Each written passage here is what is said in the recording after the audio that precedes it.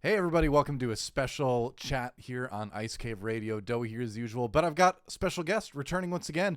Munzstar, winner of two PQs in a row earlier in the season and recently back from the regional in Minneapolis. So we're going to talk about his regional experience a little bit and then talk about the meta in general as we go into more PQs and now kind of look ahead to set 5 in the Galactic Championship. So we'll start with Minneapolis first. Now, that's a city that I'm very familiar with because I lived in Minnesota for a long, long time.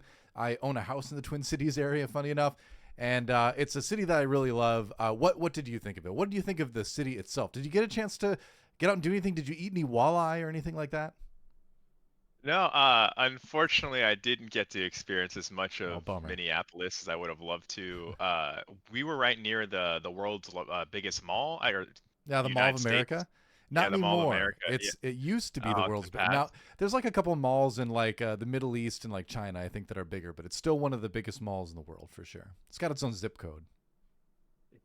That's insane. Yeah, I know. I really wish I could have got to experience that, but no, Minneapolis was just such a beautiful city.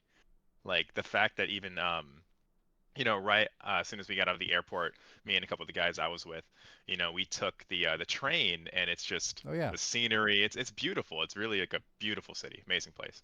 Did you know the Twin Cities area has the most parks per like square mile of any city in the U.S. Apparently, No, I I did didn't. not know that either. That's I didn't know that interesting. until recently, but there are a ton of them. But you weren't there for parks and scenery though. You were there for Star Wars Unlimited. So, I was. so did you? You played Han, right? Yeah, Han 1 Data Vault. Right. And so tell me about that list because that's a very different list than the Han Tarkin town that you kind of became known for a little bit. That's a quite the change of gears. So like, how was that making the transition? I've always been a very meta-dependent person on how I think like what I'm gonna play is gonna counter what other people play. Hmm. And I really think Han 1 Tarkin Town was a great meta call for that meta. And then as things shifted around when we had Django, I didn't feel comfortable with Han so much anymore. But then with the Django ban, I wanted to go back to Han. And I really found a lot of success by just switching up and going green with the new addition of cards like Chewbacca, Blue Leader, Oh yeah. and those are super helpful for the Han deck. There's so much good stuff, especially because you can get some of that stuff out on turn one, with the Right. Han leader ability and everything. So, uh, in the regional, I forgot how exactly how far did you get? I hope I'm Uh, not opening any wounds here, but how far did you get? I started 7-0. Okay. I won my first 14 games. Wow. I was at the top table around 8, and it was 9 rounds for round 1. It was at like Hmm. 660 somewhere around there, people. Okay. Um then I faced a Han 2 Blue, which Hmm. is a deck I haven't seen in a long time. Yeah. And I kind of went for like a similar strategy to what like I was using against other like blue hero decks, but he was able to just like maximize on force throw. So I ended up Hmm. losing that. Then I played a raid data vault, which is like a battle of attrition. Lost that. Still made day two because as long as you were X2, you made day two. Yeah. Won my first two matches in day two. Then I played a member of the Bothan Network in the third round of day two, and it was a Quinlan Tarkentown, and we went to game three, and then I just lost game three. Hmm. So I ended up being 14th overall. If I would have won that third game, I would have made it to like the top like three or four tables, and I would have been able to intentionally draw to make top cut. Okay. So basically one game out of it. That's still really good. I mean, top 20 is super solid for a tournament of that many people. Yeah. Yeah, for sure. All right, awesome. It's funny that you mentioned the Han Blue because I feel like that's something that we're starting to see pop up more and more in like the PQ results around, and like people are kind of figuring out the Han 2 with a lot of some of the new kind of gas that like Set 4 gave it, plus stuff like Django going away, all that. He's coming back in a big way right now. Are you tempted Right. to swap Hans at all, or are you still Han 1 believer? I was a Han 2 blue player all of set two for Oh, the you most were. part. Oh, I okay. had, I didn't yeah, know that. about 600 plus games on that deck. All right. I took it to a couple PQs. Never got there. It was always like X2, Mm-hmm. but it was always competitive. Yeah, no, dude, that deck is super interesting. I do think that deck gets countered by the Tarkin Town decks, Hmm. but we've been seeing Quinlan and Cad Bane, at least at the time of the regional, kind of taking a step back and people playing more so Data Vault and these other decks. Yeah. And so I think that it's the perfect time for Han 2 to come back. Yeah, fair enough. it's interesting. I want to talk a little bit more about Minneapolis though, but it's interesting to see sort of the big shift in the meta we've had like since then, even though it's only been like 2 weeks since Minneapolis or something like that, 3 weeks. Yeah, yeah. It's really not been long at all, but that's one of the things I love about this game is that the meta does evolve so quickly, even though there are no changes in card pool, but people are just figuring things out, like the meta pushes you to address a certain thing, and then that leads you to discover a certain new thing, and it kind of goes on from there. The big thing I think is kind of the data vault meta, as people have started to kind of describe things as, which I'm not like a firm believer in, but it's definitely a higher representation than before in a lot of ways for data vault. But going back to the regionals, like how was the tournament overall? Like, was the vibe good? Was the experience good? Did you feel like you had good prep going into it? Like, tell me the outside of the game stuff. Right. So outside of the game, yeah, the venue was great. FFG did a fantastic job, and I think that this was Star City Games, so I'm not sure if they ran the one in Denver that I was previously at the I sector, believe they but did. Don't quote me on okay, that, but okay. I think they did, yeah. But things had definitely been kind of upped a bit for this time around. Maybe it's just because it was the regional. But, one of the big issues in Denver was that there wasn't any food options at the venue. Here in Minneapolis, rather, there was food on site. And so I'm sure they made a crazy amount of money. I went over there several times and just able to grab a quick bite in between rounds.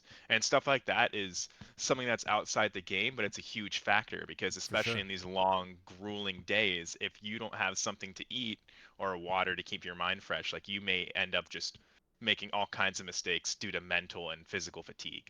Yeah, yeah. So I think that them having actual food and drinks on site was a huge upgrade.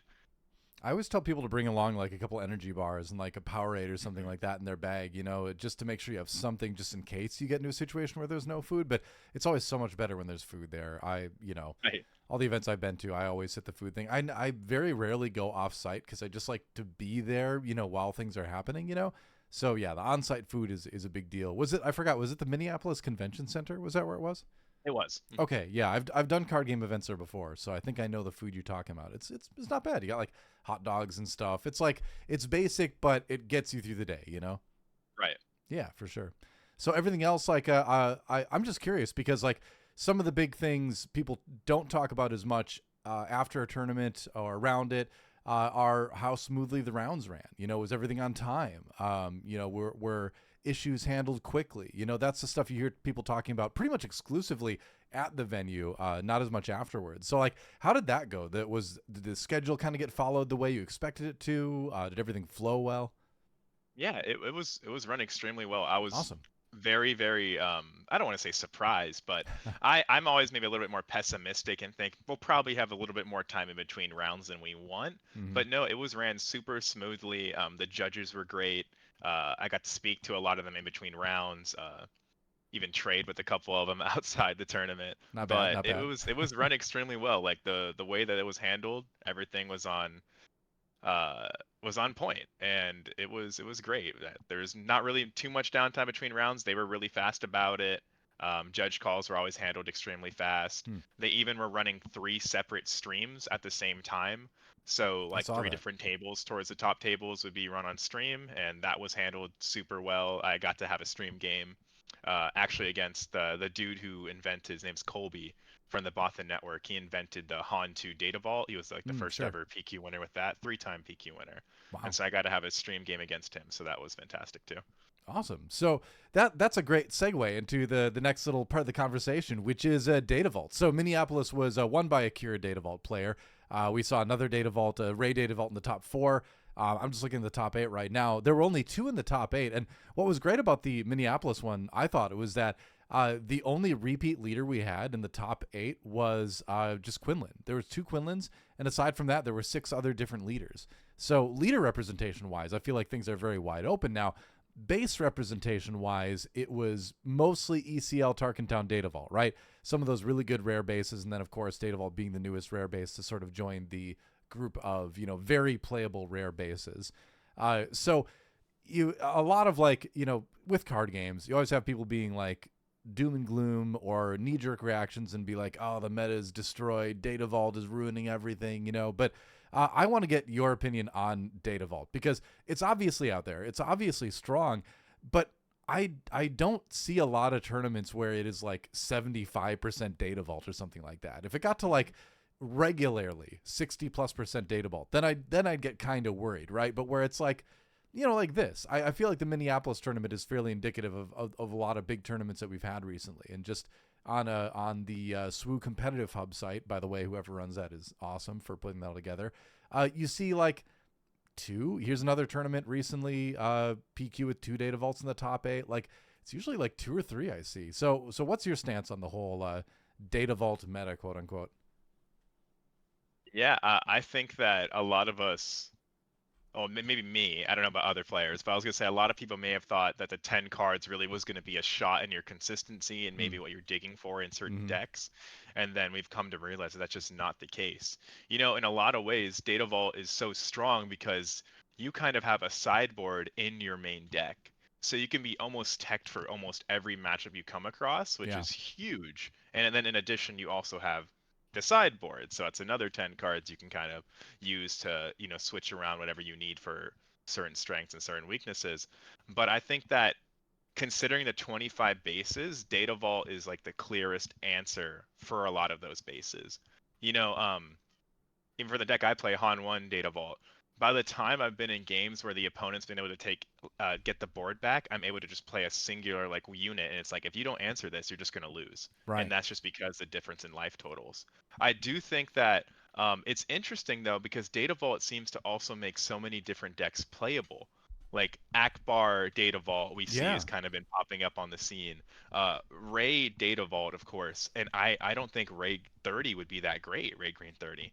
And so I think Data Vault's really giving a lot of these maybe slower decks an extra turn, and that's huge. And Mm-hmm. that's being so much momentum. So I do think that it's not, maybe not, I think it's potentially an issue just because I'm a rotating meta kind of person. And so I think if Data Vault's like the strongest base at the moment, then maybe they should look into it. But I do also think that we're wide open right now, and the game is healthy.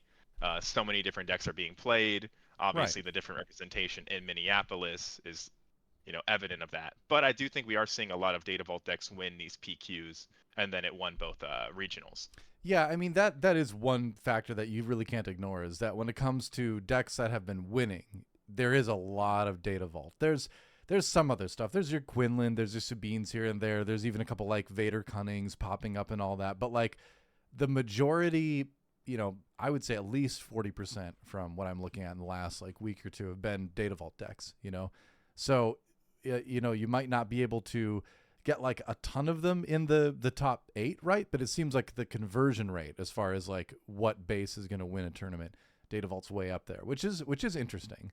It's interesting that you see so many people winning with it, but you don't see like you see in other card games, right, where it's like 6 out of the top 8 are one deck and all that.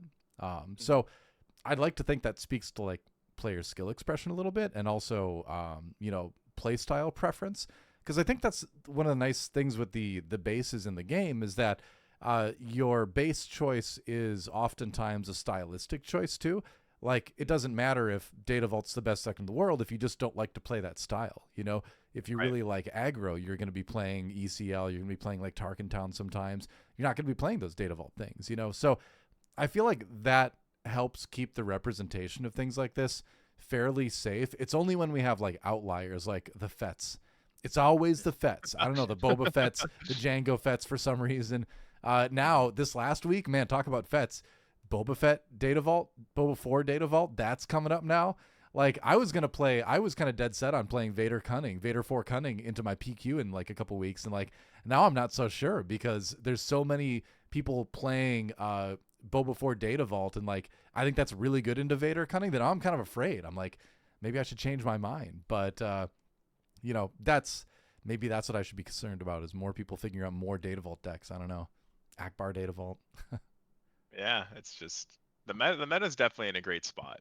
I just, It's like very I said, wide. I got to talk to, I believe his name's Corey from FFG at Mm. Minneapolis, and I had spoken to him about the like so-called Data Vault meta, Mm-hmm. and I'm sure there's only so much he could actually tell me, obviously. For sure. But I told him, I was like, well, it won both regionals, and it's looking like it's a lot of people. At the time, it was still in the finals of the Kira versus the Cad Bane Yeah. in Minneapolis, and so it was like during the finals where I was having this conversation, and I had told him I'm thinking it's gonna win this one. It's winning nearly like I don't know what the actual conversion rate is now, but at the time of Minneapolis, it was like 40% of all PQs. So It looks it like it might have hasn't dropped since changed. then. I'm Yeah, so looking if at, it's somewhere around there, I was like, that maybe is an issue, but yeah. I do enjoy how it is a variety of decks, though. It's not one leader, one deck dominating everything.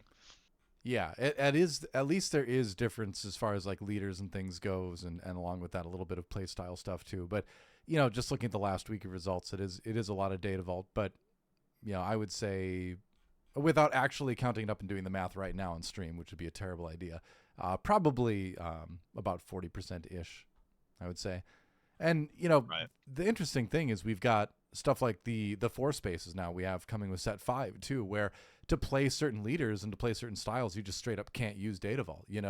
So I like that there's that aspect of the game too, where if you want to play a certain way or if you want to play a certain strong deck, sometimes you just can't use a certain base. That probably helps keep representation down too. But in your opinion, I want to ask, like, what do you think the best kind of thing to play into Data Vault is? But there's so many different types of Data Vault decks that there is no like silver bullet for it. Right. So like, Yeah. I think the universal thing with Data Vault is that it tends to be a little bit more on the mid-range to high-end kind of tempo-y sort of style. So in Right. that case, what do you prefer? Yeah. It is no clear answer too. I think it's like the problem is right. It's like if I'm Han one Data Vault and you see Akira Data Vault, those are Mm, going to be two different game plans of how you approach those matchups. You know, against Han, you may have to be more worried about me piloting, a spaceship. Against like Kira, you're gonna like they're gonna want to stall out as fast as possible, then just beat you with their top end. mm, Which because of Data Vault, they just run so much top end main board now. They have their two Devastators main board. They have their multiple Laser Blasts, their three Avengers. right. And before, in a regular 50 card deck, they had to make so many tough choices of how much top end do I get to play.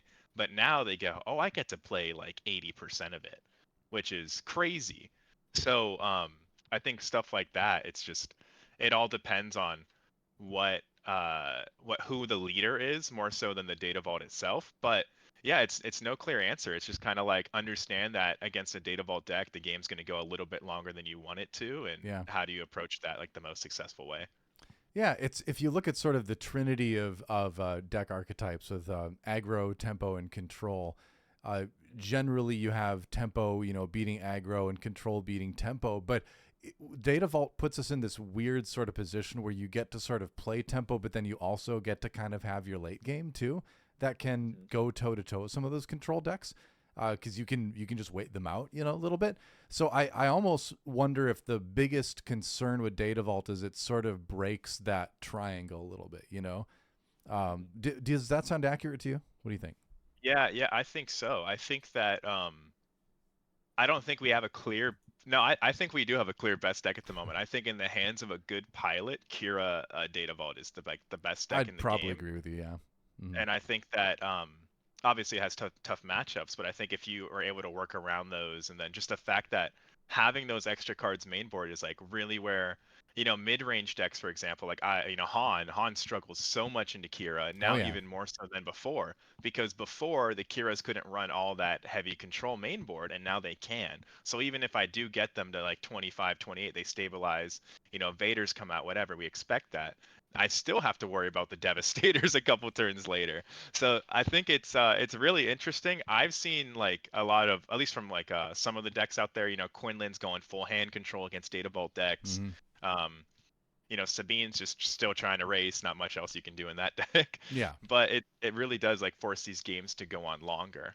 I do feel like you have these situations where this is what gives decks like the Vader 4 Cunning a chance to come up, because that does, I think, play pretty well into Kira Data Vault, because you get to play like Lurking TIE Phantom and they have a really hard time removing that. Because now they don't run ECL anymore, so they can't ECL their devastating gunship into you, right? So I feel like the Data Vault is opening the door for some of these other decks to come in. The Vader Yellow being kind of the paramount of that.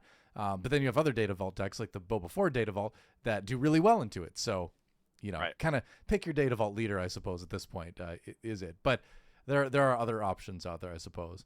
Well, I want to ask you about two specific decks in the meta that have sort of come up in the last, let's make it three, in the last 2 weeks or so. The first is going to be the Vader Cunning list, Vader 4 Cunning. A lot of people were wondering what the best way to play the new Vader pilot leader was. A lot of people were thinking red initially because of the legendary. I like double green because I'm kind of a psycho when it comes to double green villainy decks. Shout out to Wat Tambor. But and people kind of discounted Vader Cunning because they're like, oh, well, Triple Dark Raid is gone. No chance, right?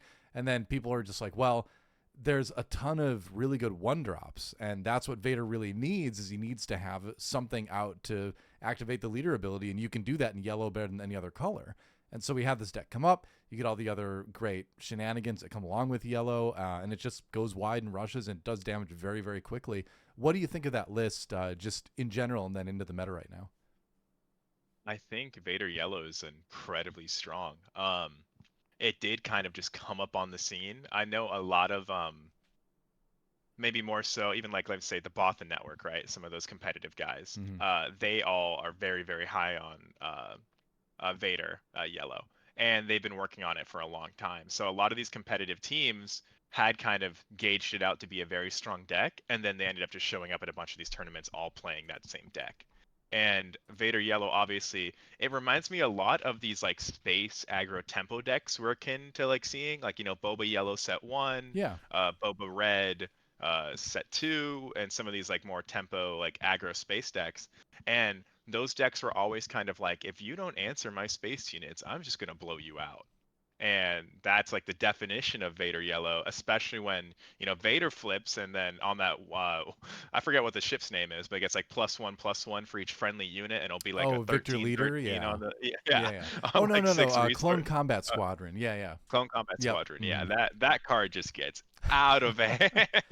It's And it's I've been blown out by that card a few times. So it's a it's card you just, need to answer, or you just die the next turn. yeah, exactly. And Mm-hmm. so I think that presenting just like immediate answer, you have to answer my units or I'm gonna go crazy. It's a problem for a lot of decks to deal with. So it's one of those decks to watch out for. And if you're not playing it, you're gonna have to know how to play against it and what you Mm-hmm. have to do to clear their board.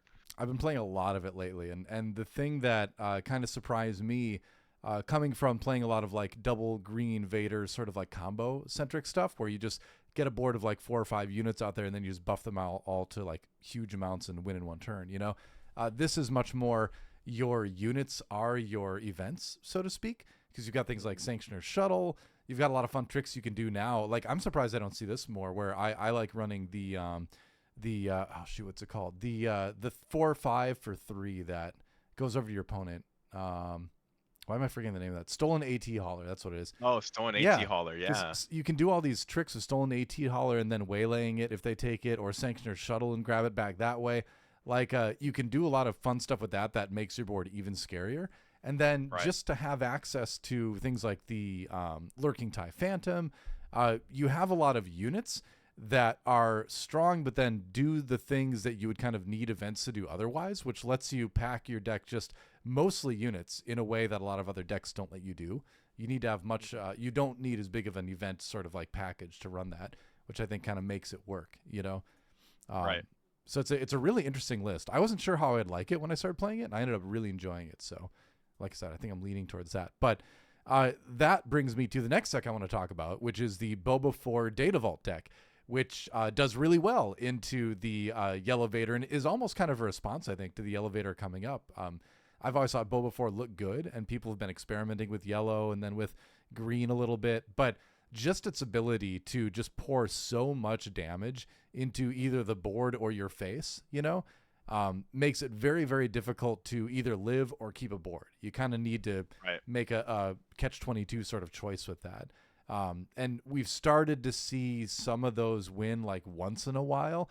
I think people are getting better on the deck. I think right now it's like, it's a good deck and people are good enough to top with it. But so far I only know of like 1 or 2 PQ wins with it. But I'm sure Right. that's going to go up. What do you think about that deck?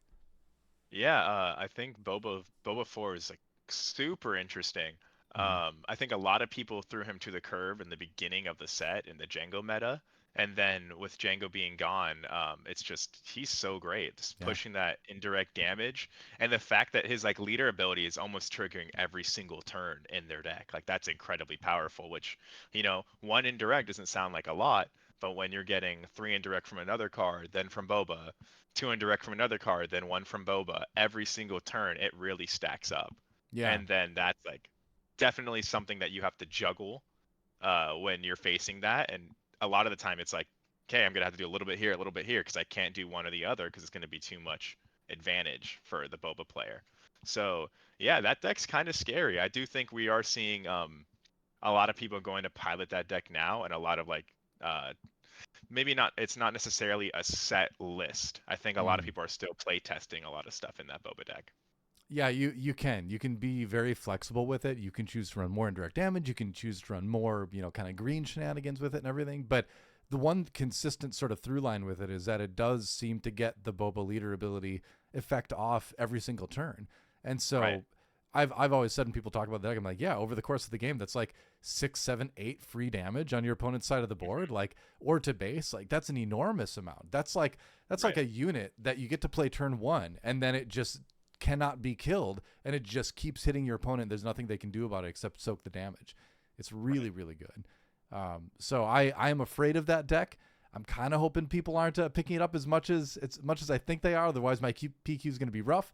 But it's funny because that was the other list I was really considering playing. So I may end up pivoting. We'll see. But that's actually the other one I was playing a lot lately, and kind of being like, all right, maybe this is my PQ list. I'm not sure.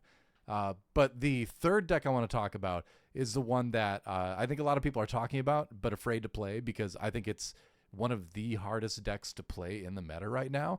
But maybe has one of the highest ceilings if you play it well, which is the Abar Data Vault deck. And we've seen an Abar Blue, I think, win a PQ recently, but it's Abar Data Vault that people are really kind of talking about. And I rated Abar very highly in my tier list coming into this set because I'm like, look, like at the cost of me exhausting one of my units, I can pay one for a 2/2 in the air. If I can do that every turn, that's just an enormous amount of pressure for my opponent to have to deal with, right? Like I can just not attack and just build up and eventually just kind of overwhelm people. And I tried to play around with it. I'm not a good enough deck builder and maybe not a good enough player to make it work, apparently. But thankfully, there's people out there that have made it work. And they're kind of doing, what I was thinking you could probably do, right? Which is generate that insane value of paying one for a 2/2 every turn, and at the cost of exhausting something. Your tokens can make more tokens, which is kind of crazy. And so while I do think it is a very difficult deck to play, I think it's a deck that is interesting in the meta because you not a lot of people are going to have a lot of experience into it. So you've got that kind of edge. It's a weird deck, but I'm kind of glad it's out there. What do you think? Yeah. It's finally a Wedge and Tilly's deck. I've watched a Yes, couple of yes, stream games of a couple of these like top that's right. Akbar players, and they've been making such good use. I saw one actually. It was it was in one of this. I don't remember which tournament, but it was in, I think, the UK, and the Akbar player had Wedge on the board, and he was against the Vader Yellow. Vader Yellow had a bunch of Tie Fighter tokens. Then the very next turn, after playing Wedge, the Akbar played Timely Reinforcements and just 3/3 ambush, 3/3 ambush, Yep. 3/3 ambush, and I'm like, that's insane. Yeah. And was able to take the board back and then have all his X-wing tokens live. And so it's one of those like, how do I operate against the Akbar player deck? It's one of those weird matchups, and I do think it looks extremely hard to pilot. I will say that. So it's definitely taking a lot of these um, high skill players to be effective with that deck. But yeah, in the right hands, it definitely looks kind of scary. Yeah. It is impressive, and it's just such a fun. It's a fun leader to play. Like even if you're bad with it, it feels so different from everything out there. And that is a deck that I don't think we're going to see reach as high levels of representation of some of the other decks we've talked about, but it is going to be out there. And when you run into one, you're gonna have to be like, oh man, is he a good Akbar player? Are they a bad Akbar player? Either way, I'm gonna have to be a little bit cautious here because if they're good, then you're in trouble, right? Because again, Right. I think it's going to be hard to find, like in your situation as a very competitive player, you want to find good practice partners that can pilot these decks well, and it's probably pretty tough to find a good Akbar pilot. Yeah. Um, Note in our Discord, we do have one of the Akbar PQ winners in our Oh, Discord here. Yeah, that's right. that's From awesome. Italy. So definitely, and a super friendly guy too. So if you got any Akbar questions, you can ask him. I'll connect you All later. right. But because That is a deck I do need playtesting again. oh, there you go. Yeah. Yeah, I'll set you up. I'll set you up. I want him to Awesome. teach me it. But yeah, that's a fun one. Any other decks come to mind? Thinking about set 5, anything people should keep an eye on?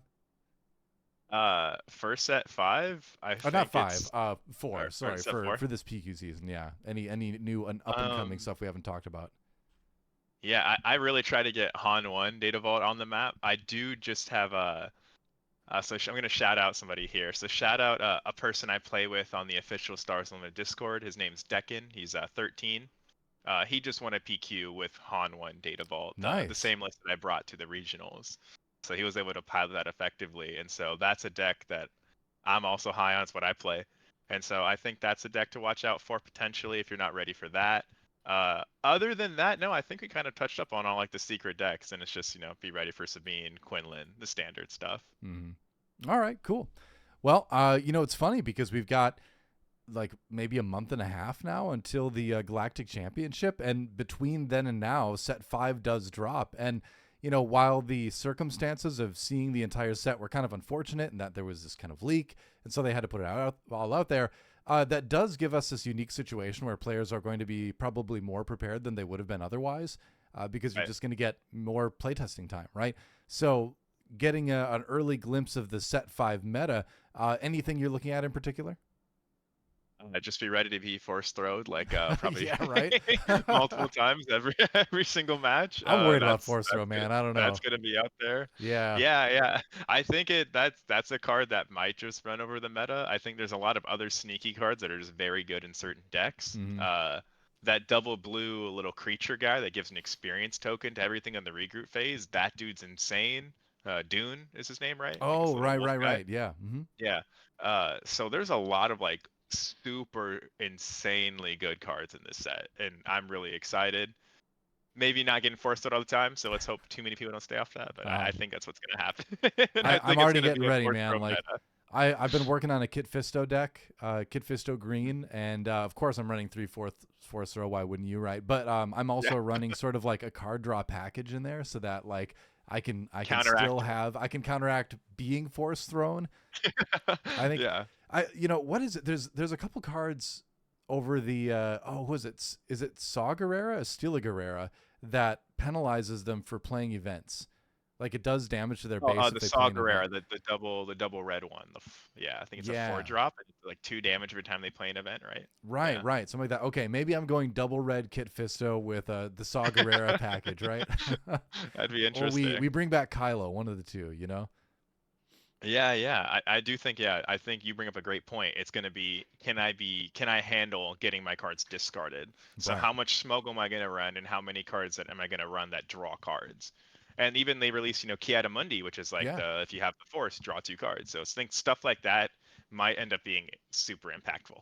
There's a couple more searchers too in this set too. There's like the green like duck Jedi that lets you. It looks like a duck, but it lets you search the top 5 for something like that Right, on when when played played. and when defeated, right? Right, so it's like 2 card Yeah. draw over the course of the life of the card, right? And then you've got like the new red Ray card that does 2 damage to a unit in a base when she's drawn during the action phase. So that's kind of what I'm thinking of is that kind of stuff added to Kit Fisto's board control. But I don't know. I'm kind of planning on being a Fisto main here. We'll see how that goes. I think he's at least going to be a decent leader. I don't know if he's going to be like S tier, but I think he'll be okay. And any leaders look like outright S tier to you coming into set 5? I've been more so the kind of person to touch up on these current leaders. Sure, sure. Playing a lot of set 3 Anakin, just making value off of. I have a Data Vault one I'm cooking with a little 2/5 little Jedi Wookiee guy. Oh, Like Gungi, man. That's the yeah, strongest card Gungi in the set. smack, kill their turn one, and maybe I'll throw a lightsaber on him and get a Yeah. little out of hand. Like Dude, stuff like that could get crazy. Gungi, then General's Blade next turn, and then the next, when you have 4 resources, you swing with Gungi, like your massive Gungi final boss, and then you play like a 6 cost from your hand, and your opponent's like, oh, I don't know what's happening anymore. This little Wookiee has a Right. lightsaber. Yeah, And that I've been playing a lot, and then Hantu Blue. Obviously, you can play that little Ogo Bogo or Ogdo Ogdo Bogdo, Bogdo, yeah, turn yeah. one, a 5/3 turn one, and Hantu Blue. That's pretty good. The numbers are So getting yeah, crazy. There's a lot of 2/4s for 2 in set yeah, 5 as that's the new well. stat. That's the new stat line now. It So seems that's that kind of way. like the new standard. It looks like. There's more access to 3/3s for 2 as well. I was kind of tinkering with this was all on the podcast that we released yesterday, Charmer and I. We each took 2 decks from set 5 that we just sort of like built some prototype decks just to talk about and have fun. And so Kid Fisto was one of them for me, and my other one was Revan Cunning, focusing Oh, on like ambush and stuff, but also just like I was able to find like 4 3/3s to start off the game with. Like you wow. bring back Dr. Events in and stuff like that, and Right.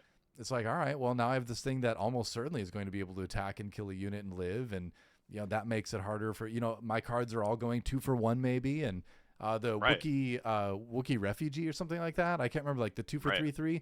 They have bounties. We can play around it, right? So I Right. think, like big statted early minions and playing around that is going to be a big part of set 5 too, probably. Right. But That's why this, I like Anakin.